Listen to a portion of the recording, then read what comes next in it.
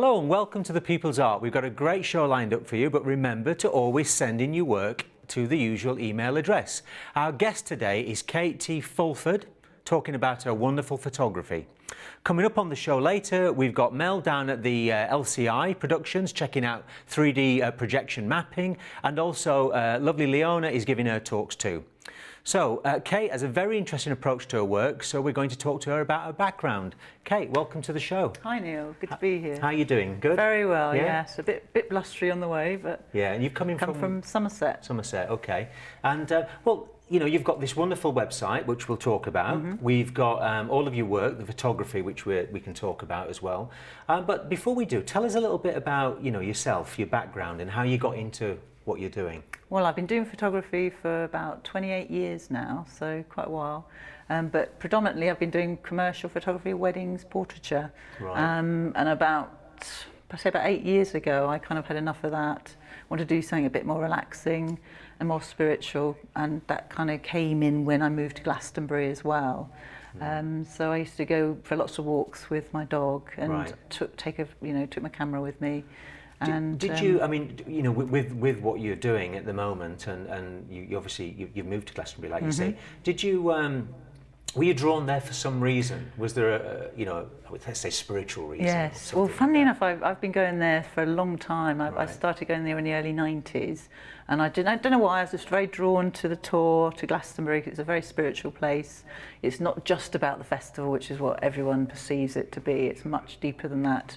And it's a very cultural, colourful, eclectic sort of place, and it's full of so many different religions and types of people and artists and poets. So it's a wonderful place to be. Very interesting, and I've just always been a visitor for many years. I sort of go 3 or 4 times a year just to get my fix of Glastonbury. So it's got that kind of feel to it, hasn't it? It draws you. And I remember travelling backwards and forwards in the 90s, Yes. and yeah, it's an unusual place. I mean, for anybody watching in other parts of the world, it's this kind of epicenter of the sacred energy sites on the British Isles, and it's an amazing place. So you know, your work is primarily is based on being inspired by all of that, isn't it? In some ways? Definitely. So you've got a website as well. I have, and yes. that's called Prophecy of The Light. Prophecy of Light. So tell us yes. about that. Prophecy of Light is basically, it's quite a strange one, but about 8 years ago I had a very interesting dream, which basically, where I was told I had to fulfill the prophecy of light, which I didn't really understand at the time. But I thought, I'm a photographer, and I was sort of racking my brains for a few years trying to think of a way, how do I perceive the prophecy of light? And I thought, well, I'm a photographer, so maybe I can take pictures of spiritual places, bring people, you know, get people interested in it, and then maybe do something positive with it, like make people aware of the animal issues, the ecological problems in the world. Yeah. There's a lot of stuff going on in the world, Like which shedding we need light to... on something. Well, yes, that's the feeling I get with it.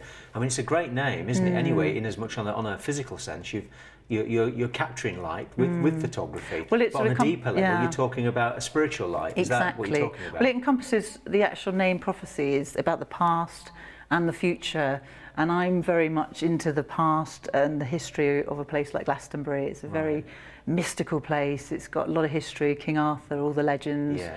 But also, I think there's a very strong connection with the future, things like the E.T., you know, to other civilizations that I believe have been visiting our planet for quite some time. Yeah, yeah. Well, quite it's true. controversial, because Yeah. we're not really supposed to believe that or know about it. But I think it will change very soon. I mean, it's a great subject in terms of art and photography and all these other visual means like film and cinema and so on. I mean, crikey, we're always using that subject matter within movies, Exactly, so why not talk about it in yes. that context?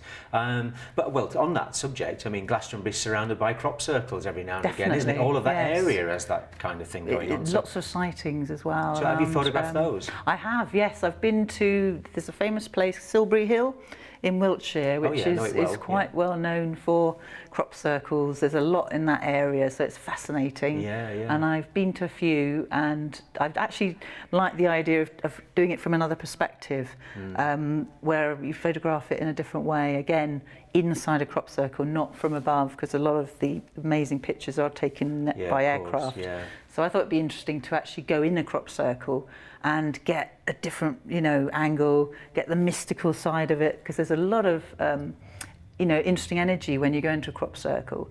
And I wanted to somehow photograph it and get that feeling within the photography, because I think there's so much we don't really know. I mean, there's a lot of experts that could probably go into that in great detail. There's shifting energy fields and technology and the way in which the corn has been bent and all sorts of stuff. Because it just cannot. I mean, if you actually go in one and you think, well, how can human beings do this in such a short time? Because quite often these crop circles appear incredibly quickly and immaculately neat and in such an amazing way. So there's got to be.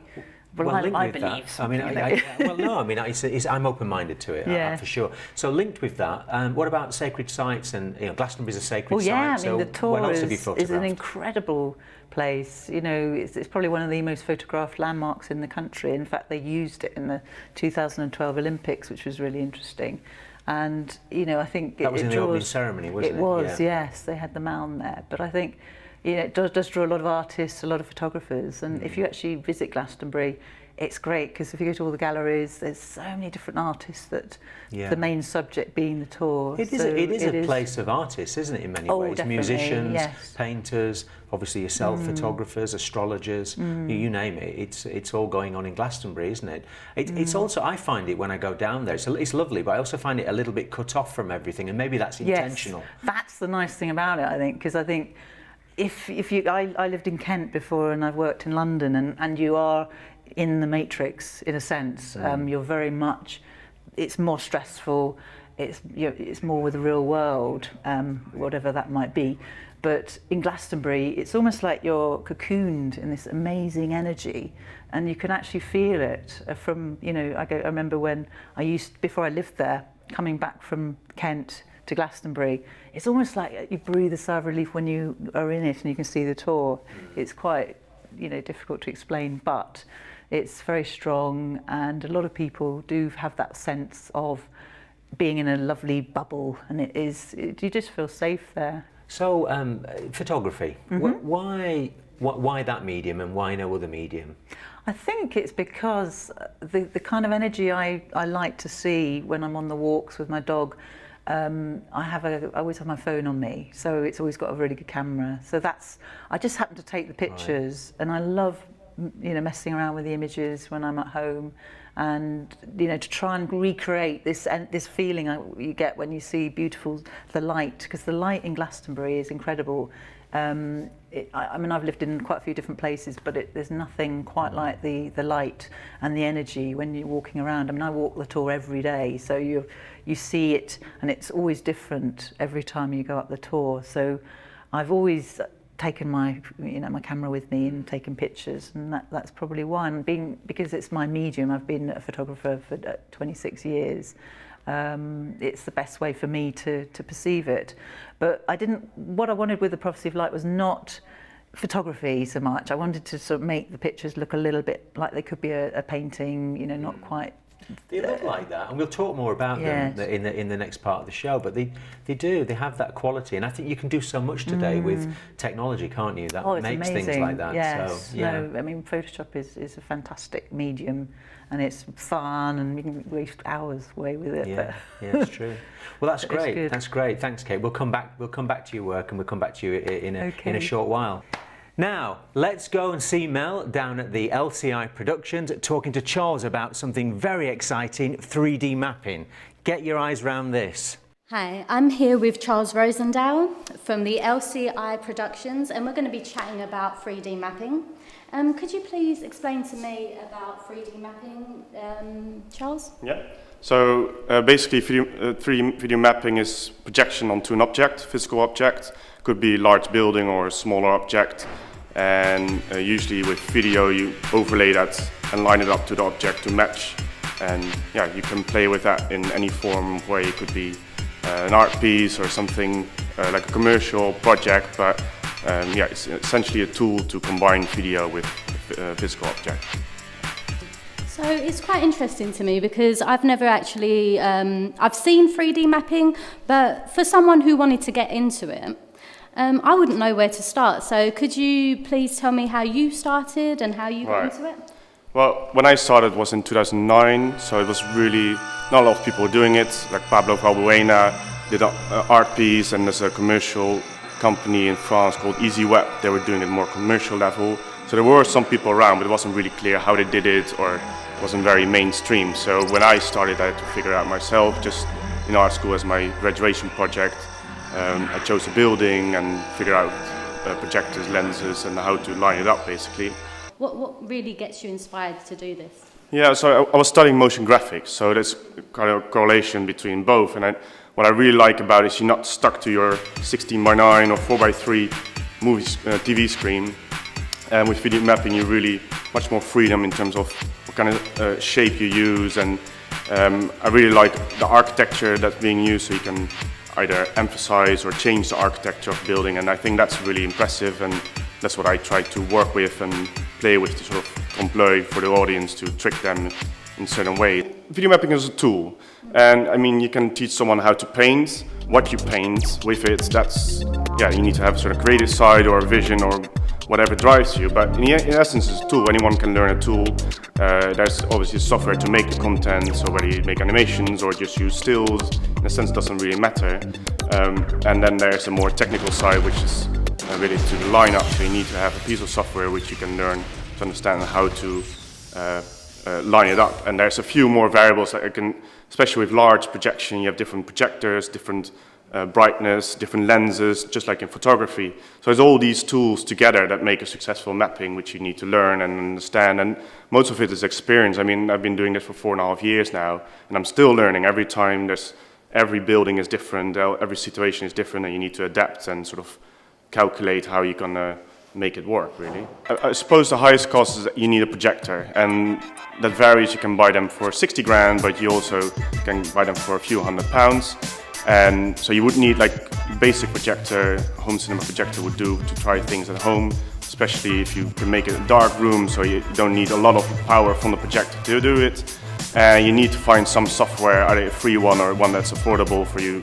And any object doesn't have to cost anything, so that should get you started to at least experiment and get to understand how it really works, really.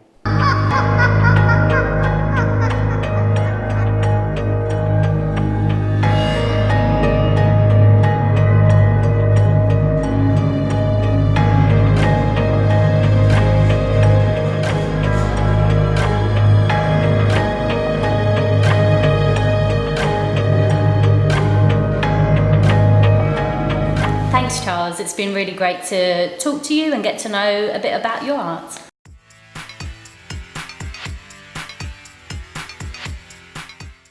So, new mediums opening up with new technology, eh? Very exciting. So we're going to take a short break now, but we'll be back to talk to Kate some more about her work.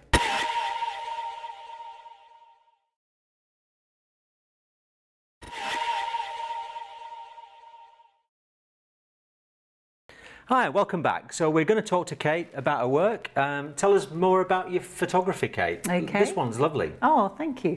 This one is called Tour on the Yellow Brick Road. Basically, it's quite an unusual perspective of the tour because it's actually inside looking out. So, because it's very difficult living in Glastonbury because so many photographers and artists, and they will normally do it from a certain perspective. So I'm trying to think of a way of doing it that's a little bit different. So I thought, well, the light on that particular day was amazing. How do you get? I mean, the light. I can see that, but it looks like it's been painted as well. Like you've done something with that, haven't you? That was done in Photoshop. Right. But funny enough, the original looks a bit surreal anyway because it was a particularly weird the weather was very strange and the light was quite unusual. And No very Oompa blue. Loompas then? Well, there were a few.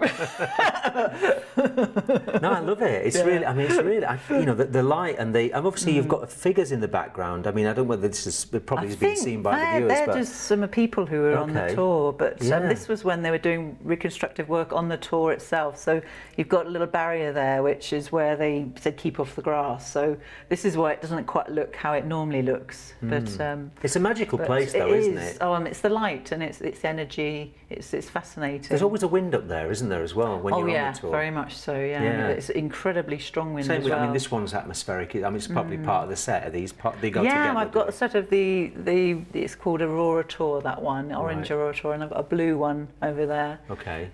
But that was actually taken from a long way away with a 400mm lens, so It's an amazing silhouette. you've got isn't the it? birds. I didn't even Yeah. notice that when I took it, but over when the you top, blow it of up, course, yeah. they're just going across at the right moment. They do love it, don't they, the birds, when they start dancing around in Yes, sunsets and I things like know. that. I've seen that before. I think it draws all sorts. It draws airplanes, birds, Yeah. animals, well, obviously humans.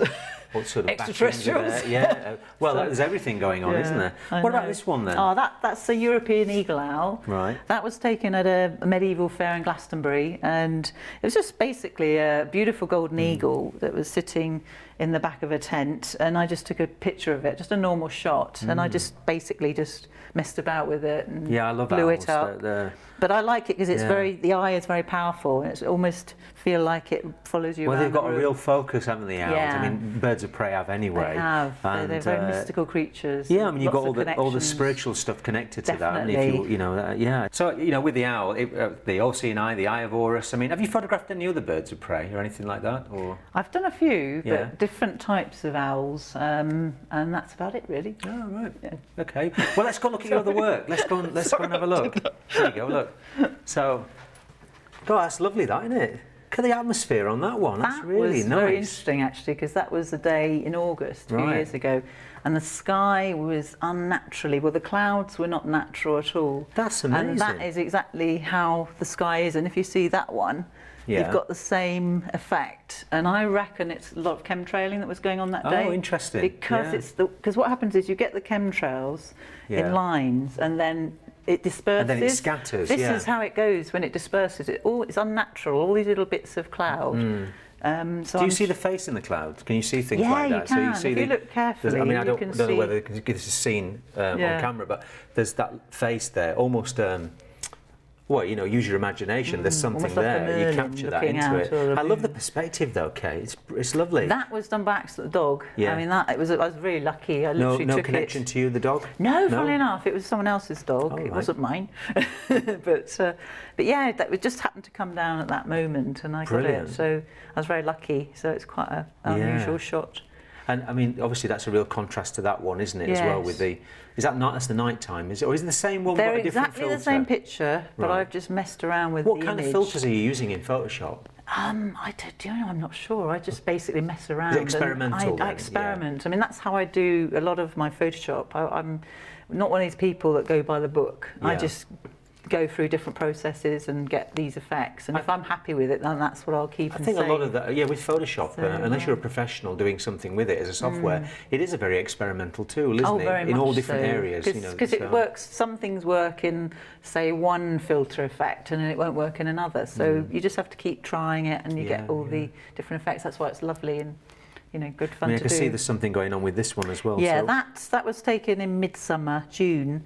These are actually yellow, these flowers, but obviously they've become blue because I was messing around with the filters. It almost looks like it's at night time, but it was actually done in the daytime, and it's a really sunny day. So the Yeah. original one of that is completely different to how that one looks. Yeah, it's nice. It's what flower is it? There are poppies or something, are they? Or do you know what they were? They're daisies, little Daisies, daisies, okay. the little wild daisies. Yeah, it's lovely. It's really subtle, really nice. That's gorgeous. That I really like the movement. thank you. Almost looks like a kind of those 3D prints. It's got that Yes. kind of feel to it. I don't know whether it's Yeah. my eyes today, but that's got that movement in it. It's fantastic. Is that all I've done with that one is it's got a HDR filter. That's Oh, right. it. Okay. And there's no correction with the colour. That's exactly how it was. I mean, I've got loads of original stills of that day as well, and the clouds were the same colour, the intensity. It was just a very unusual kind of weather. It's an incredible medium. It's an incredible medium. Thank you, Kate. That's great. So now let's go and hear Leona, a teacher, a life coach of the arts, who's going to discuss with us why creativity is so important.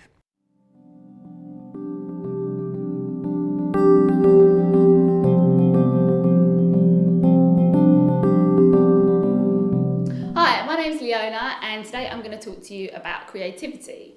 Now, what do you think when I say the word creativity? What comes to your mind straight away? Maybe you think of an artwork that you made as a child. Maybe you think of a hobby that you'd like to take up. Maybe you think of a band that you went to see or a play that you've been to see recently. But what I'd like to guess is you probably don't think about the importance of creativity, and that's what I'd really like to talk to you about today. A little while ago, I came across a really amazing quote that I think defines creativity, and I think when we define it, we really understand what it is. And the definition that I came across was creativity is a process of ideas that have value. Now, I think this is such a beautiful definition. It really does get to the core about what creativity is. So let me explain it for you. Let's break it down. So first of all, we've got ideas. Now, where do ideas come from? Often when you get a good idea, it kind of comes in an instant. It's like the Big Bang. It's like you kind of don't even know where it comes from. It just comes, and it probably doesn't come when you're really trying to get an idea. It probably comes when you're least thinking about it. It probably comes when you're just maybe having a shower or doing something that's totally unrelated to what you would normally be doing. And creativity is a process. It's something that it can't just, although it comes from this spark of an idea, it can't just be an idea and then be a play. It can't be an idea and then just be a book. It's got to be something that you kind of grow with over time. It's a process, it's a journey. It's something that you've got to kind of go with the flow and discover. We have to go from having an idea to then nurturing it over a period of time. Maybe we need to discuss it with a friend or a colleague, or maybe we need to present it to a group of people. And over time, what we find is if we nurture and develop our idea, it becomes stronger. It becomes a stronger concept, and it becomes more valuable.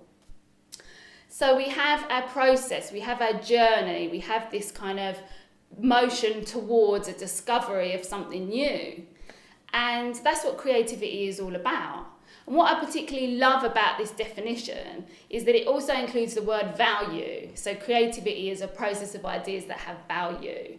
Now, the value part to me is the most important part because it shows us that creativity is something that's really important to our society.